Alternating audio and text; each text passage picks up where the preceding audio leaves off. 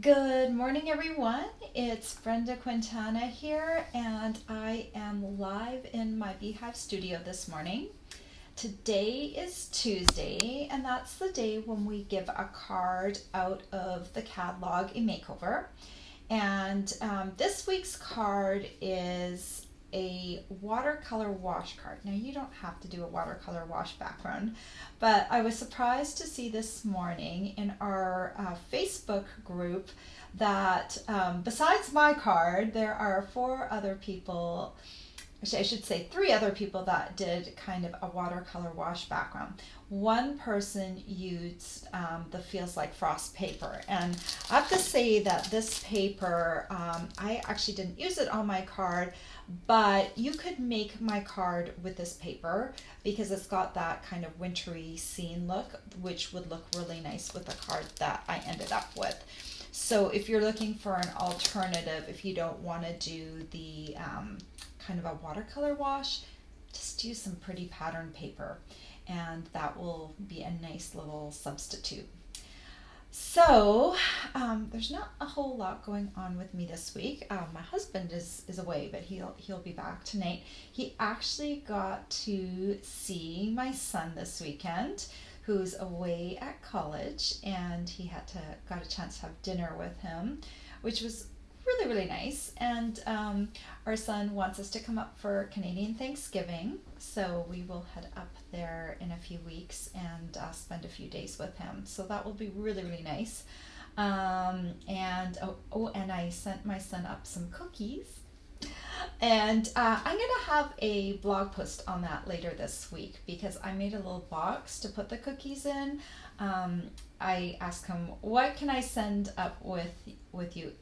Mailing to Canada is really expensive. So I don't really want to mail up to Canada, even though I love my son. When you have to spend like $50 to $70 to send something up, now I guess maybe there's a cheaper way if you don't use priority post, but priority post, like it's like, I think it guarantees it there, or somewhat guarantees it there within 5 to 7 business days. And the other method, like, I don't even know how long that would take. So I don't know. I am not really looking to ship up. So I took advantage of the fact my husband was going up, and I made him some cookies. It was kind of neat. And he sent me a photo of Nicholas eating the cookies. So he was very pleased with that. Anyway, that's what's going on in my world, and I hope now we have a few of you on here. So I am going to switch over to my card because we are going to do a watercolor wash background today on my card, and I will show you how I assembled it all. So I am going to flip over to my cal. Oh, before I flip, let me show you what the card is that we are making over, because we always take a card out of the catalog. We don't just choose it from anywhere. We take it from a Stampin' Up catalog, and my downline team member Catalina, she does a sketch for it as well, so that will help you and with creating your own card. And good morning to everyone who's joining me. Let me see. Okay, here is the card. Isn't that beautiful? Now that is a spectacular card with like the stars and everything. It's really beautiful. But I didn't want to quite recreate that, so that's why I struck out on my own and did a slightly different one. And let me just show you. Here is the sketch for that. So it's a very basic sketch today. If you don't have those stitched nested labels dies, that piece that's coming down that says 2 5/8 by 4 1/8, just use like a rectangular element, or cut yourself a banner, or you could also kind of trace that if you wanted to create something like that. So don't be intimidated if you don't have the exact shape that the challenge shows you. Just improvise a little bit and you'll come up with something. This is such a great way to get better at stamping, because you are you know, trying to fit in all the elements and trying to work with a little bit of a sketch. So I think it will improve your stamping. I know it has improved mine. At the very least, it gets me out of my comfort zone, which I love. I do love it. Yes, I do. Because that's when we learn. That's when we grow, right? Yeah. Okay. I am over to my card. Here's my card for the day. Okay. So I have to say that the card that is in the catalog with the darker colors, with the richer colors, it really shows up really well on camera. And this one does not. It is because of the pastels.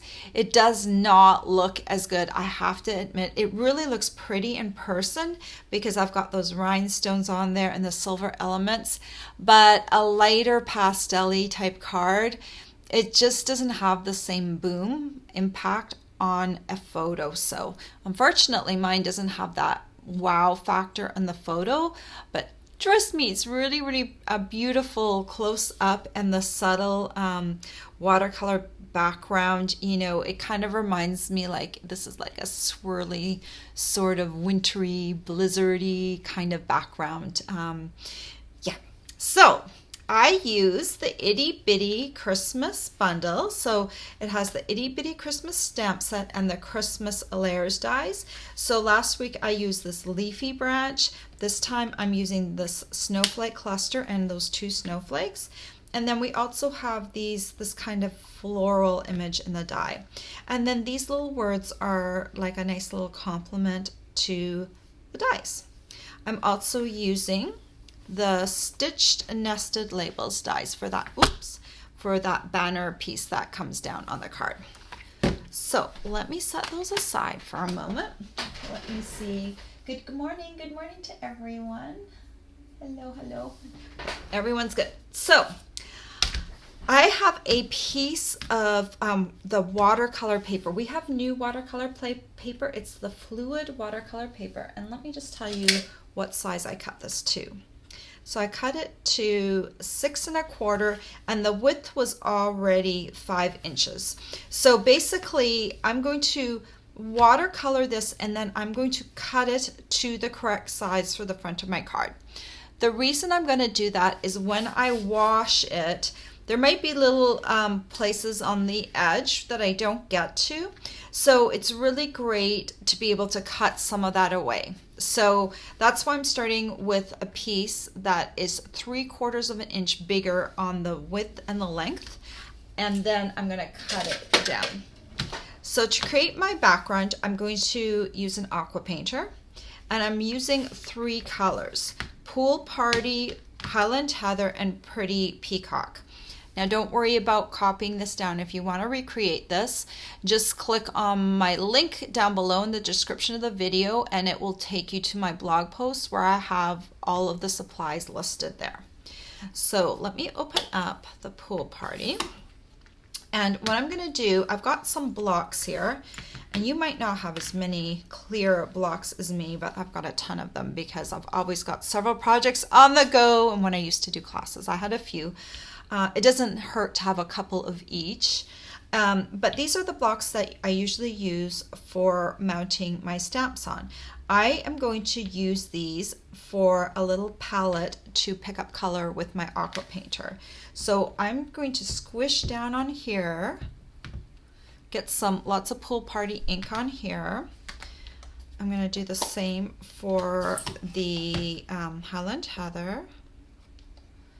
And last, the Peacock. So I'm using a C block for the Pool Party and the Highland, and I'm going to use a B block for the Peacock because Peacock is a lot darker, so I don't need quite as much of it.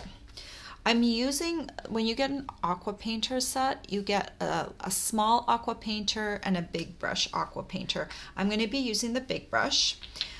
If you are doing this at home, make sure that you have your work surface protected. This is kind of like a vinyl surface, so I'm not going to worry about getting water on it. But if you are working on a wood surface or you might want to put something down that is waterproof so that you don't ruin your surface. One thing that with the watercolor washes is that the paper always curls, and I hate that because then the water starts to pool and flow. So my little trick for that is to pick a side of the paper, it doesn't matter which side, and I'm going to do one side and I'm just going to make it wet. So I'm going to squeeze water, you can see droplets, and I'm going to make it wet. So both sides are going to be wet, so hopefully that will prevent the curling of the paper. So I'm making this wet. It's going to take longer to dry, but yeah. Okay, so that side's dry now. Now I'm going to take some Pool Party and I'm just going to wash it over the front of my surface. And I'm going to try and get as close as possible to the edges because I want to be able to cut it down, and I want this to be entirely covered. Now, I think I'm going to need to pick up a little bit more Pool Party. So I'm just going to wipe this off because I don't want water on my ink pad. And then I'm going to squeeze down again and get some more of this to wash on here. Wishy-washy.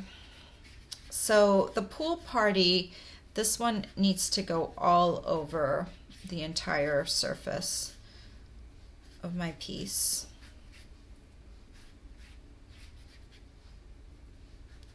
So see, so far my my piece is staying flat, so yay, that is what I wanted. Okay, so the Pool Party aside, now I'm going to add some Highland Heather accents to it. Just kind of picking some areas to kind of wash that out.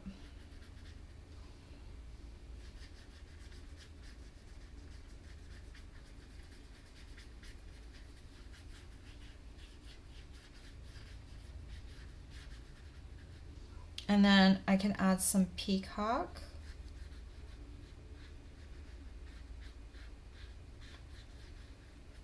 So I'm just being kind of random with how I'm adding this on here.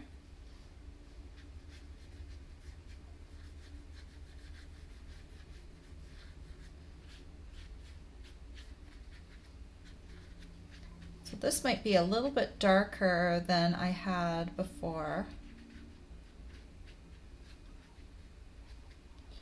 But basically, I'm just washing it. Really, you can't really make a mistake with this because it is kind of an overall look and it's just going to be, you know, kind of random.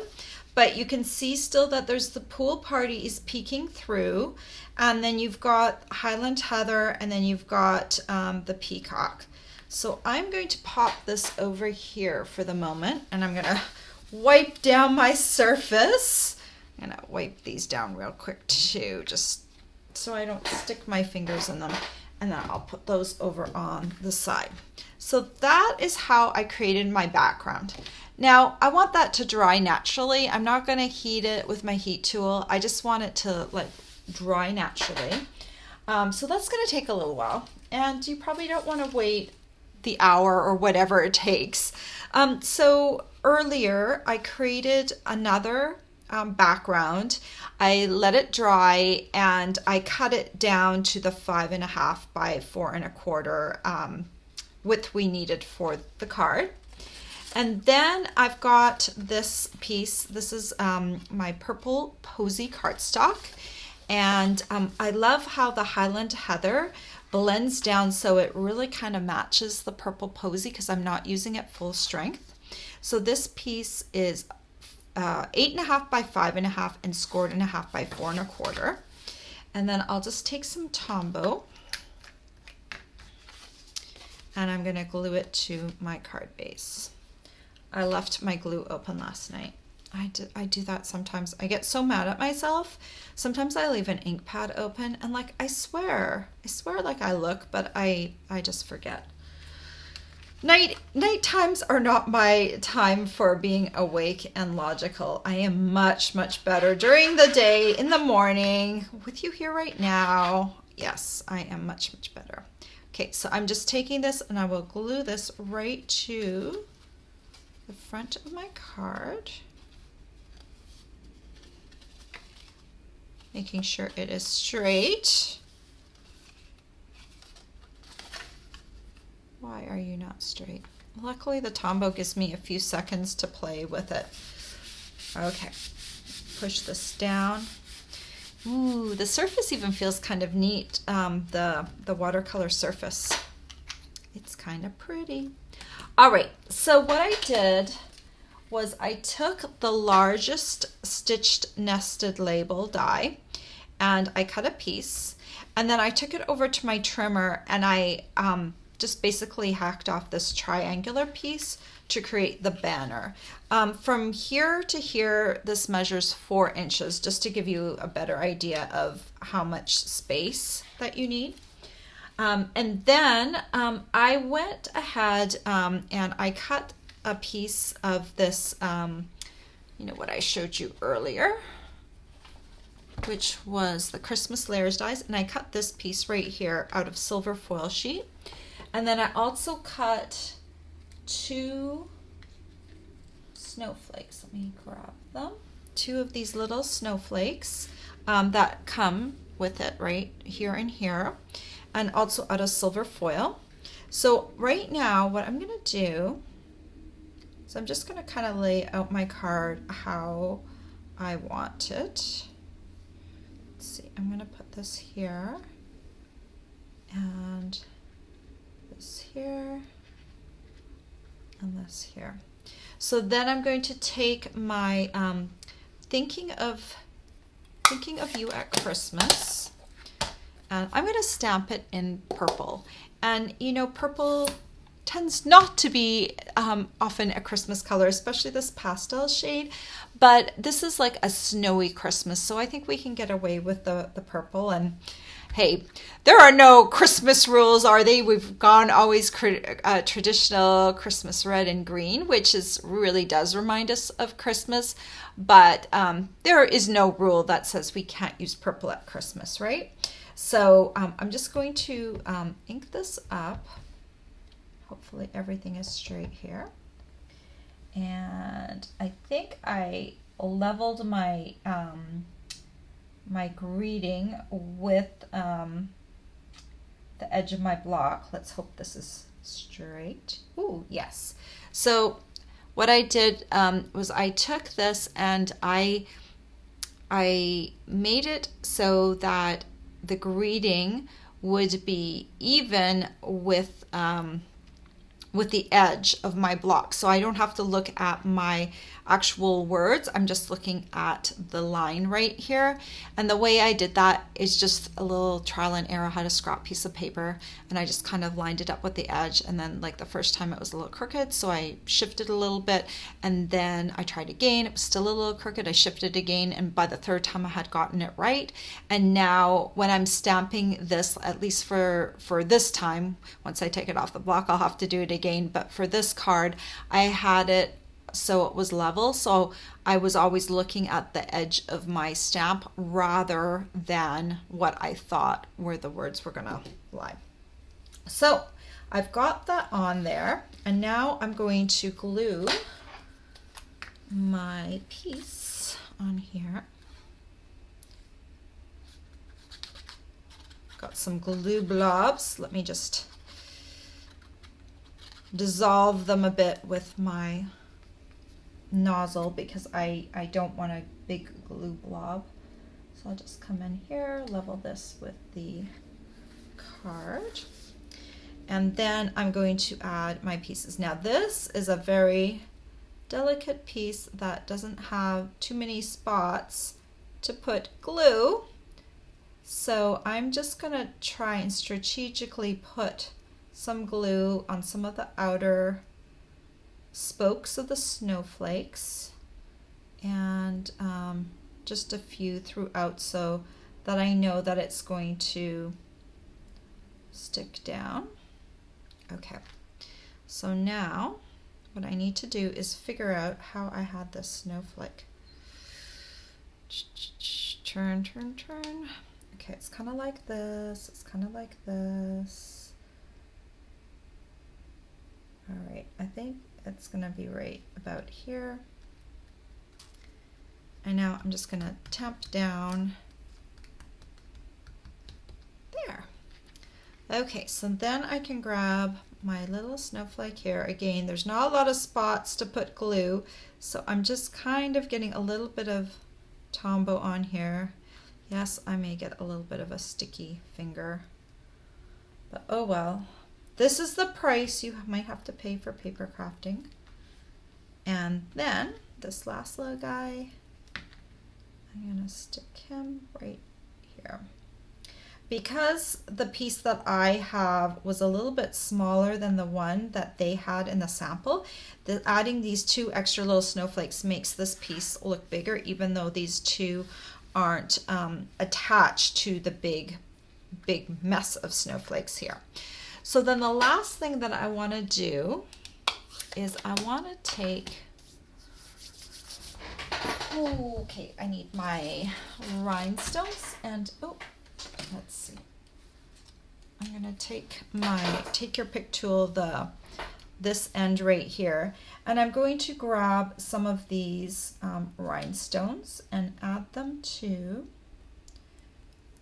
here. Probably not the best tool end to use. Let's see if we can do better. I know there's this end. Let's try this end. This is kind of more like a spatula end. Let's see if that will work better. So I'm going to pick up this guy right here and serve it right there. Yeah, that works better. Let's see. Okay, for this little guy right here, come on. You want one of these, and I'm gonna put one of these here. I'm just gonna have fun with adding some little rhinestones to my project. Let's add this one over here, and then one over here. Any place, oh no, that one already has one. Okay, so now I'm gonna add a few just randomly out here so that we just have a few that are kind of just sparkly, happy. Trying to decide which size down here. I put a little tiny one down there. Let's put a big one down here. There.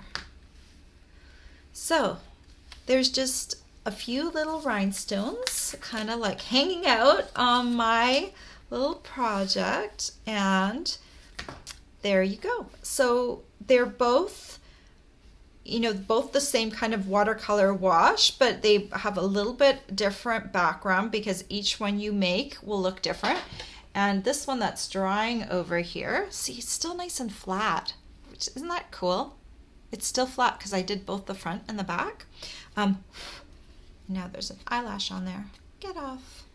Okay, so you see how this one's going to be really pretty too with the, it's going to be maybe a little darker. So I'll cut that down, and I'll reserve this for one more card for later on. So that is how I did the watercolor wash.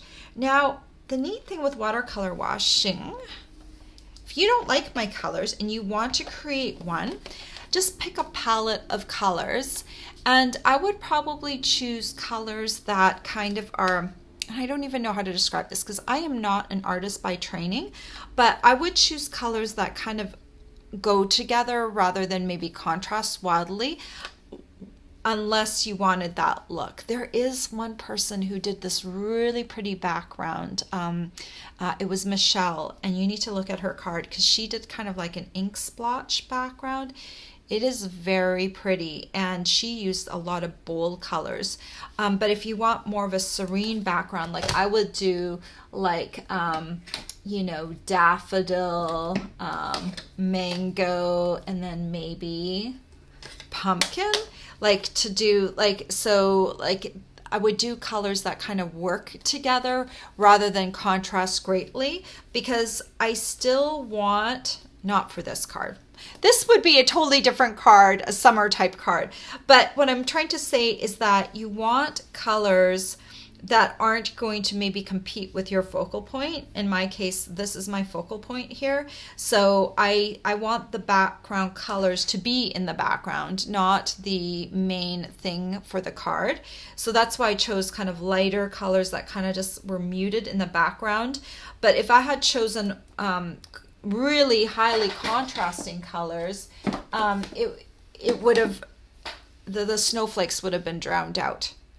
Okay, so that's what I mean by that. Kind of choose colors that kind of work closely together rather than, you know, doing blue, blue, blue, and then like a yellow in there, because then the yellow would be kind of like, whoa, there's yellow in there, you know? It kind of, yeah. Anyway, I don't know if I explained that very well, but that was just trying to figure out how to share that with you. All right. Okay, I am back over here. So what are you going to do? Are you going to join us today and share your card with us? This is not a hard layout, and you don't have to use do a watercolor wash background. This paper right here, this feels like frost paper. Let me open it up. There are some very pretty patterns like this one right here. I think that would look really great in the background. Look at this one. Oh, let me bring it in. This one. There are some other patterns that like the sparkly one. Well, you could do it with the sparkly one, but if you want to get the look of that watercolor background paper, something like this would work really well, like this one here, to have that in the background. So don't feel like you have to do a watercolor wash background, and or go completely different. Do like a neutrals pattern, do polka dots, do stripes. You know, it's more about the card layout actually, but it was funny that a lot of people did do a watercolor wash background. I was like, oh yeah, they are kind of being influenced by the sample. So which is not a bad thing, right? Because I don't do that many techniques, so it was nice for me to get out my aqua painter and do a little watercolor wash. All right, guys, the link to the Facebook group is below, and all you have to do is click on it, and we usually try and approve you within a few days, so that you can get on there. And I know a bunch of you that are on my Facebook Live this morning are already on there, so go create a card today and post it on our group so we can see it, because that's where the fun comes in. It's not just like me doing it or my friends that are already doing it. Come join us. We have a lot of members now, and every week we have probably 10 to 12 cards posted, and I'd like to see even more, so join us. All right, guys, if you need my supply list or want to see more photos of my card, just click on my blog link below, and you will have access to all of that. All right, have a great day, and check back with me later this week, because I am going to share the box that I made, that I sent those not Christmas cookies. They were cookies for my son, and I'll even share my cookie recipe. This is my son's favorite cookie recipe, so you might want to check that out. All right, guys, have a great week. Bye-bye.